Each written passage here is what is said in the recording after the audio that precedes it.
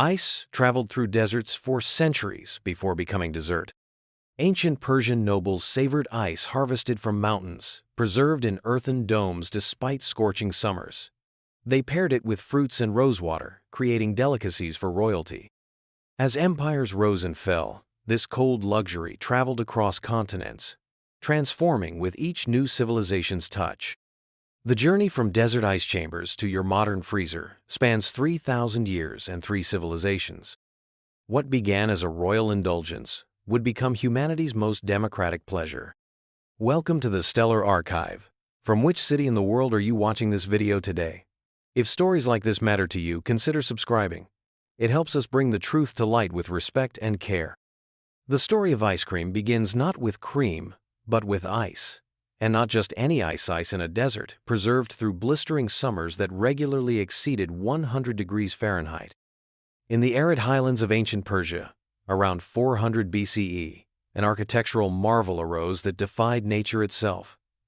The yakhchal, literally ice pit in Persian, stood as testament to human ingenuity. These massive structures, some reaching heights of 60 feet, resembled beehives made of clay, studded with intricate wind catchers and ventilation systems. From the outside, a yakhchal appeared simple, almost primitive. But beneath its earthen exterior lay sophisticated engineering. A deep pit, often extending 30 feet underground, connected to a complex system of channels and chambers. The walls, constructed with special mortar called saruja, mixture of sand, clay, egg whites, lime, goat hair, and ash, created an insulating barrier that kept the desert heat at bay. During winter months, when temperatures in the Persian highlands dropped below freezing, servants would collect ice from nearby mountains or create it by filling shallow pools with water that froze overnight. This precious commodity was then transported to the yakhchal before dawn. Inside, the structure's design worked as a natural refrigerator. Hot air, being lighter, would rise and escape through vents, while the heavier cold air remained trapped in the underground chambers. What made the yakhchal truly remarkable was not just its ability to preserve ice, but to do so without any mechanical refrigeration. These structures maintained temperatures well below freezing throughout summer months, when outside temperatures soared. This technology predated modern refrigeration by more than 2 millennia. For the Persian nobility, particularly during the Achaemenid Empire, 550–330 BCE, ice represented the ultimate luxury. It symbolized power control over nature itself. The ability to offer cold refreshments during scorching summer months was a display of wealth that few could match. The Persian aristocracy didn't merely enjoy ice in its natural state. They transformed it into an early ancestor of what we now recognize as ice cream. Court records and ancient texts describe a delicacy called sharbat, from which we derive our word sherbet. Servants would shave ice from the yakhchal stores, then flavor it with grape or date syrup, saffron, fruits, and aromatic ingredients like rosewater. A particularly favored treat was falude, or faluda, created by mixing the shaved ice with thin vermicelli noodles made from cornstarch and rosewater, then sweetening it with fruit syrups. This refreshing concoction was served in shallow bowls to Persian royalty and visiting dignitaries, offering welcome relief from the merciless summer heat. Alexander the Great encountered these frozen delicacies during his conquest of Persia in 330 BCE. Historical accounts suggest he was so impressed that he had snow collected from mountain peaks and stored underground to create his own frozen treats. However, the Greeks and Romans never developed the sophisticated preservation techniques of the Persians. For them, ice remained an ephemeral luxury, available only to the very wealthy, and only during appropriate seasons.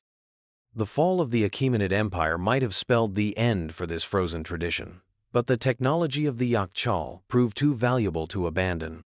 Subsequent Persian dynasties maintained and improved upon these structures. Even as political power shifted, the cultural significance of ice preservation remained. By the 7th century CE, as Islam spread across the Middle East, the knowledge of ice preservation and the creation of frozen treats traveled with it. The Arab conquest of Persia in 651 CE marked a crucial turning point in our story.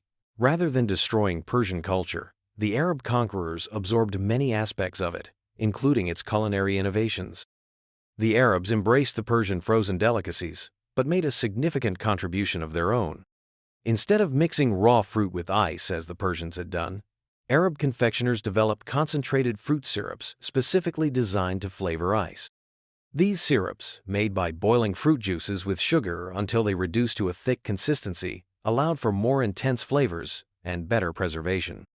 This new iteration of the frozen treat was called sharabd in Arabic, which evolved into sherbet in English. The Arabic word itself derived from sharaba, meaning to drink, as these early ice creams were often consumed in a semi-liquid state. The Arabs added new flavors to the repertoire, incorporating citrus fruits, pomegranates, and exotic spices from their extensive trade networks. The spread of the Islamic Empire created a vast network through which culinary ideas could travel.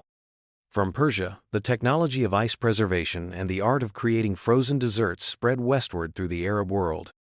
Yakhchal-inspired ice houses appeared across the Middle East, from Baghdad to Damascus to Cairo.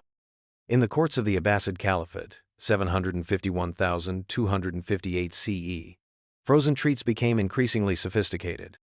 Cooks developed new techniques for creating smoother textures and more complex flavor profiles. Historical records from 9th century Baghdad describe frozen rosewater desserts served at lavish court banquets that lasted for days.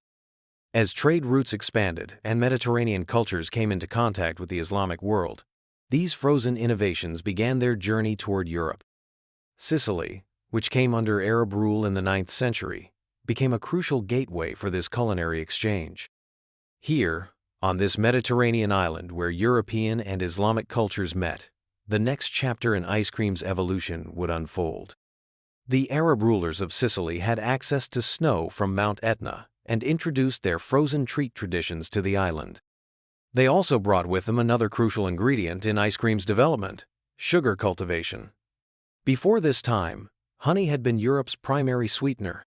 The introduction of sugarcane plantations in Sicily and southern Spain provided a new sweetening agent that would transform European confectionery. By the time the Normans conquered Sicily in the 11th century, the tradition of flavored ices had become firmly established on the island. These conquerors didn't abolish the practice, but instead embraced it, setting the stage for ice cream's journey into the heart of Europe.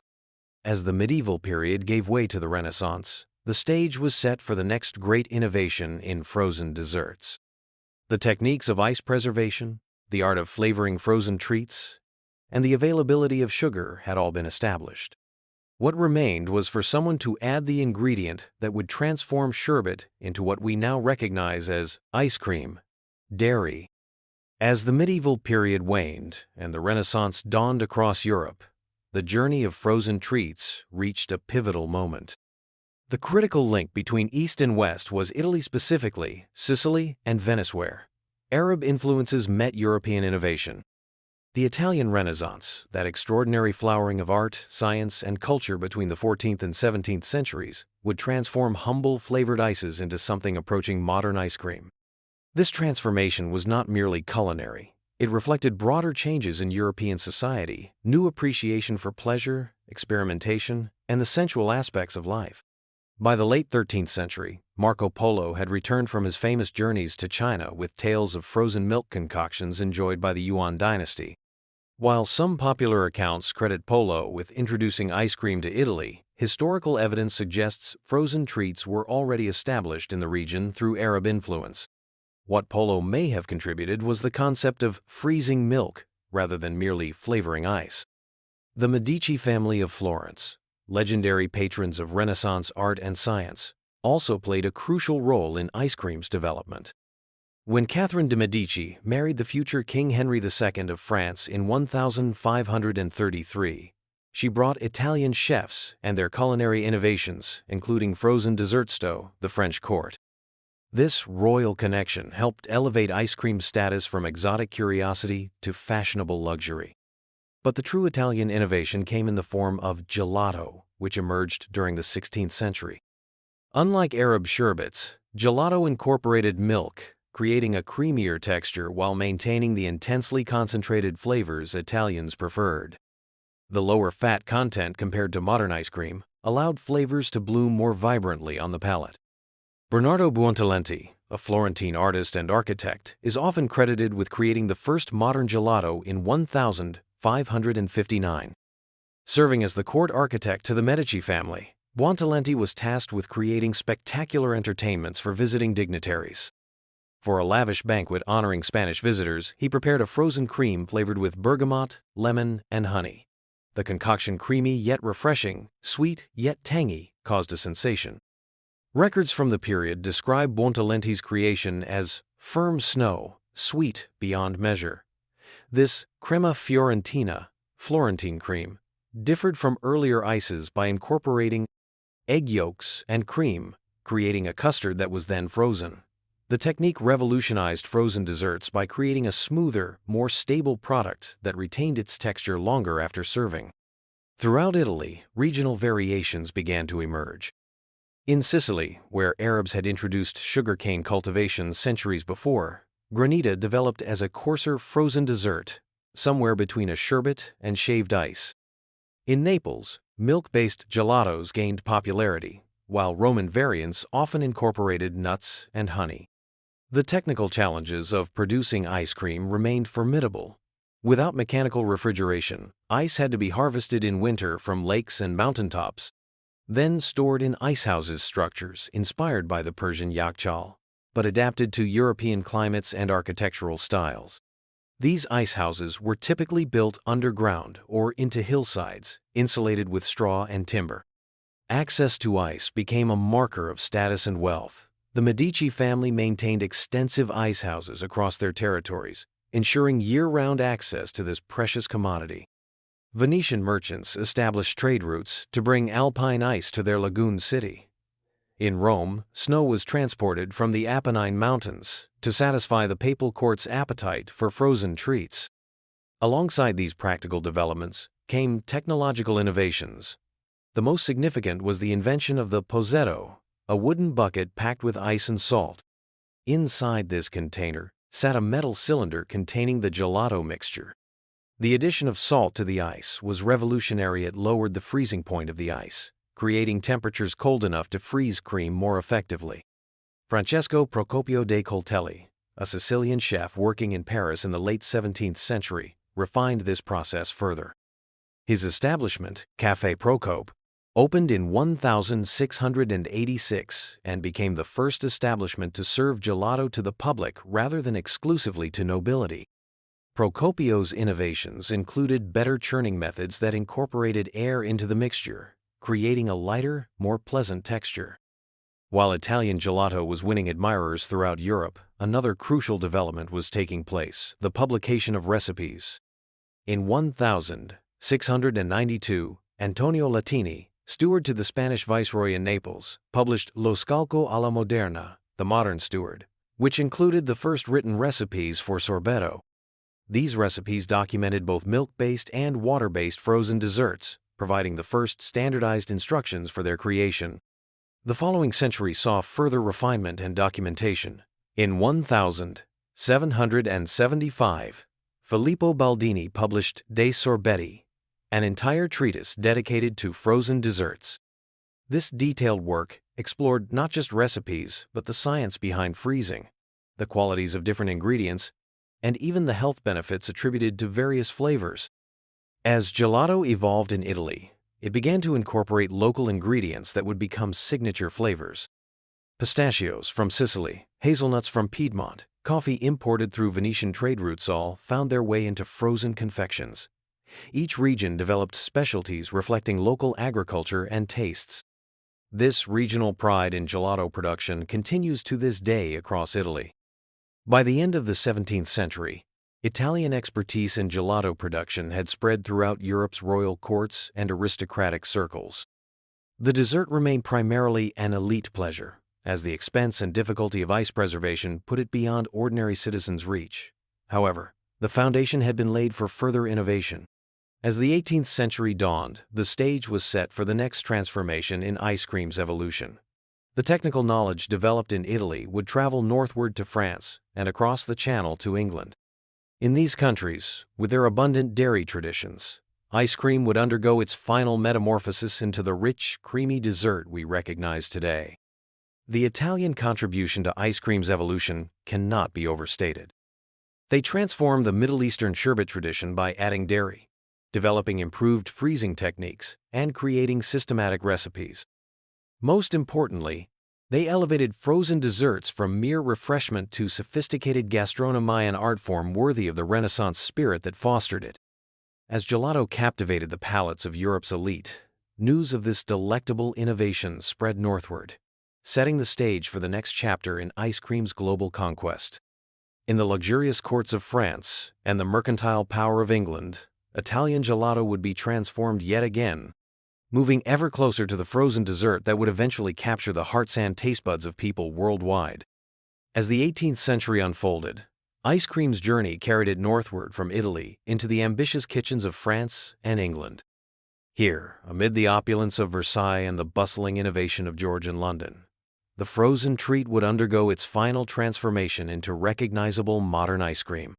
France, with its rich culinary traditions and royal patronage of the arts, provided fertile ground for ice cream's evolution. When Italian-born Catherine de' Medici married into the French royal family in the 16th century, she had brought Italian chefs and their gelato expertise to France. However, it was during the reign of Louis XIV, the Sun King, that frozen desserts truly flourished in French culture. The extravagance of Versailles demanded culinary spectacles, and ice cream delivered. Court records from 1686 describe elaborate glacés served in silver dishes at royal banquets. Unlike Italian gelato, French glacés emphasized richness and creaminess, incorporating greater amounts of egg yolks and heavy cream ingredients abundant in French dairy regions like Normandy and Brittany. François Massielot, a renowned French chef who served various noble households, published Le Cuisinier Royal et Bourgeois in 1691, which included detailed recipes for frozen cream desserts. His instructions reveal a crucial French innovation, the addition of more egg yolks to create what we now recognize as a frozen custard base. This custard-based approach created a smoother, richer product than Italian gelato. The higher fat content meant French ice cream melted more slowly, allowing for more elaborate presentations and service. French chefs also innovated in flavor combinations, introducing complex profiles like caramel, praline, and liqueur-infused varieties that showcased their sophisticated palates. The most significant French contribution to ice cream's development came from Nicolas Audiger. In his 1700 publication La Maison Réglée, Audiger provided detailed instructions for making fromages glacés, iced cheeses, and mousses, foams. His technique involved carefully folding whipped cream into fruit purees before freezing, creating a lighter, airier texture than previous iterations. Meanwhile, across the English Channel, British culinary experts were making their own crucial contributions to ice cream's evolution. England's colonial connections and maritime trade gave it access to ingredients from around the world, particularly sugar from Caribbean plantations. This abundance of sugar, combined with England's strong dairy tradition, created ideal conditions for ice cream experimentation. Mrs. Mary Eales, confectioner to Queen Anne, published Mrs. Clouston, Mary Eales's Receipts in 1718, which contained what is believed to be the first English-language ice cream recipe. Her instructions for cream ice combined heavy cream with sugar and fruit, then directed the mixture to be frozen in ice pots while being agitated frequently to prevent large ice crystals from forming. The true British innovation came in 1748 when Hannah Glasse published The Art of Cookery Made Plain and Easy. Her recipe for ice cream introduced a crucial improvement: the concept of continuously stirring the mixture during freezing. This technique, which we now call churning, incorporated air into the freezing cream, creating a smoother texture and preventing the formation of ice crystals. By the mid-18th century, both English and French versions of ice cream were substantially creamier and richer than their Italian predecessors. The northern European climate, with its abundant dairy production, naturally pushed ice cream development toward higher fat content. This regional adaptation would ultimately define the texture and mouthfeel of modern commercial ice cream. Technical innovations accompanied these culinary developments, In 1748, Scottish physician William Cullen demonstrated the first artificial refrigeration system at the University of Glasgow. Though not practical for commercial use, his experiments paved the way for later refrigeration technologies that would eventually revolutionize ice cream production. More immediately practical was the development of improved ice cream molds.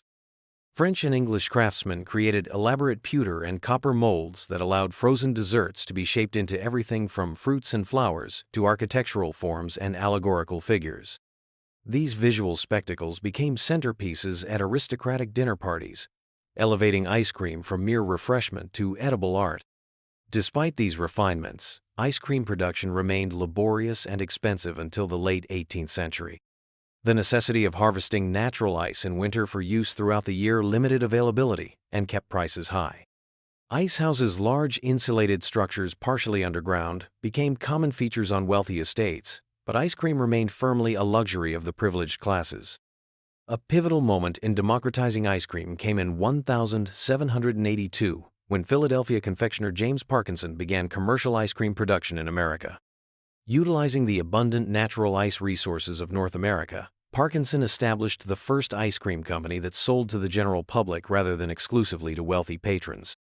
Back in Europe, political upheaval would unexpectedly contribute to ice cream spread. The French Revolution displaced many aristocratic chefs who had closely guarded their ice cream techniques.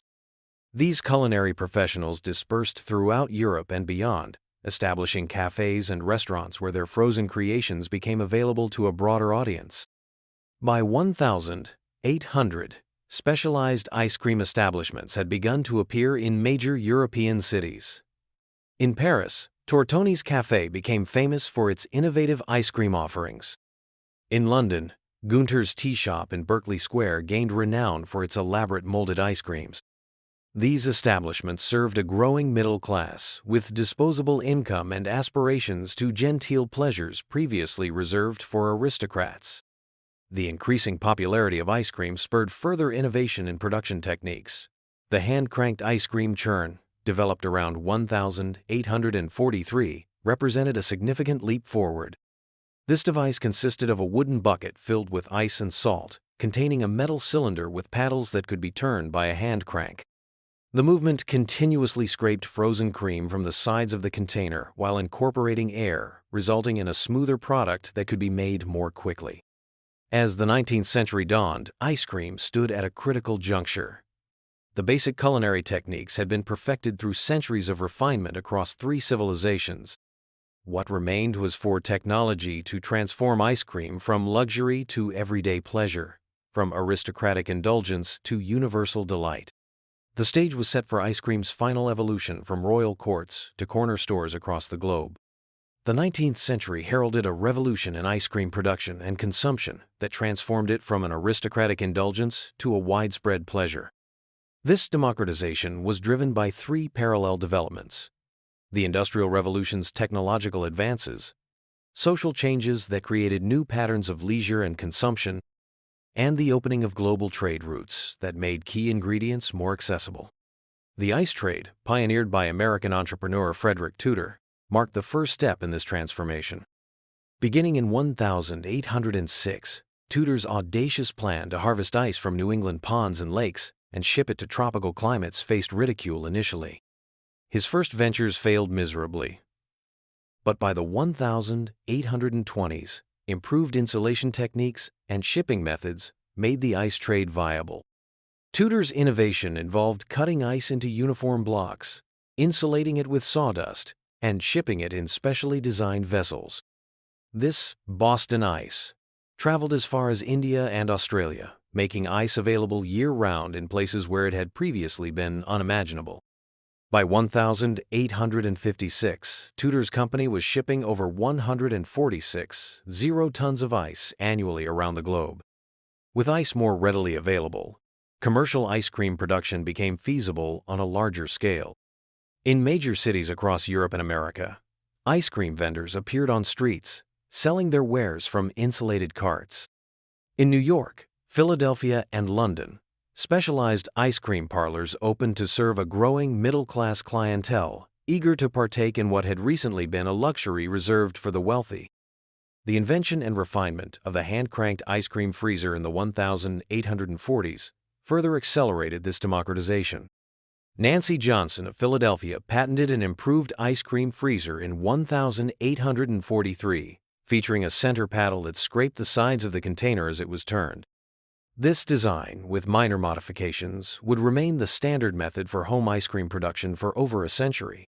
African-American confectioner Augustus Jackson, often called the father of ice cream, made significant contributions to ice cream manufacturing techniques in Philadelphia during the 1830s. Jackson developed new recipes and revolutionized the way ice cream was made and distributed commercially, though his exact innovations are poorly documented due to the racial barriers of his time. Social changes complemented these technological advances. The Victorian era saw the rise of the middle class with disposable income and leisure time. Public parks, seaside resorts, and amusement areas became popular destinations where ice cream was a featured treat. In 1851, the serving of ice cream at London's Great Exhibition introduced thousands of visitors to this delectable dessert, further fueling public demand. The ice cream cone, now an iconic symbol of the dessert, emerged at the turn of the 20th century. While popular legend attributes its invention to the 1904 St. Louis World's Fair, evidence suggests earlier origins. Patents for edible ice cream containers appeared as early as 1888, when Italian immigrant Italo Marchioni filed a patent for a mold to make edible cups for ice cream. Regardless of its precise origin, the ice cream cone represented a crucial innovation. It solved the problem of serving ice cream to mobile customers without requiring the return of dishes. It exemplified the growing informality of ice cream consumption, transforming it from a sit-down dessert requiring proper service to a portable treat that could be enjoyed while walking. The late 19th century also saw the emergence of distinctive national and regional ice cream traditions. In Italy, gelato continued to evolve with an emphasis on intense flavor over richness. American ice cream trended toward higher fat content and more mix-ins. In the Philippines, a unique variety called sorbetes emerged, using coconut milk instead of dairy, while in Japan, mochi ice cream combined traditional rice cake exteriors with ice cream centers. Perhaps the most significant technical development in ice cream's history came with mechanical refrigeration. Carl von Linde's ammonia compression refrigeration system, patented in 1876, eliminated dependence on natural ice. By the early 20th century, electric refrigerators began appearing in commercial establishments and eventually homes, allowing for more consistent ice cream production and storage. In 1926, continuous process freezing was invented by Clarence Vogt, allowing for mass production of ice cream on an unprecedented scale. His Vogt instant freezer could produce ice cream constantly rather than in batches, revolutionizing commercial manufacturing. This technology made ice cream affordable for nearly everyone in developed nations and set the stage for the emergence of large ice cream companies. Post-World War II America saw particular growth in ice cream consumption, with suburban families embracing frozen desserts as part of the American dream. The rise of supermarkets with frozen food sections allowed consumers to purchase ice cream for home consumption easily. Howard Johnson's restaurants, with their famous 28 flavors, became roadside attractions for families traveling America's new highway system. The soft-serve revolution began in 1938 when J.F. McCullough introduced a softer, less frozen ice cream that could be dispensed directly from a machine. His company, Dairy Queen, built an empire on this innovation, which required less butterfat and incorporated more air, making it both more profitable to produce and lighter to eat. Innovations continued throughout the 20th century. In 1958, Friendly's introduced the sundae, while Good Humor popularized ice cream on sticks. Premium ice cream brands emerged in the 1970s and 80s, with Haagen-Dazs and Ben Jerry's elevating ice cream once again by returning to higher butterfat content and quality ingredients. The global reach of ice cream in the modern era would have been unimaginable to the Persian nobility who first enjoyed their shaved ice treats in ancient yakhchals. Today, ice cream production exceeds 1 billion gallons annually in the United States alone. The average American consumes approximately 20 quarts of ice cream per year, making it the country's most popular dessert. What began as a rare luxury for royalty has become one of humanity's most universal pleasures. The journey of ice cream across 3 civilizations and thousands of years represents more than culinary evolution. It reflects the democratization of pleasure itself. From Persian kings to Italian aristocrats, from French nobility to modern children at neighborhood ice cream trucks, this frozen delight has united humanity in simple joy. The story of ice cream reminds us that even our most commonplace pleasures often have ancient and complex origins. It stands as testimony to human ingenuity, cultural exchange, and the universal desire for small moments of sweetness in life. What began with ice stored in desert chambers has evolved into countless flavors available at the touch of a button, yet the fundamental delight remains unchanged across millennia. Simple pleasure of coldness and sweetness coming together in perfect harmony.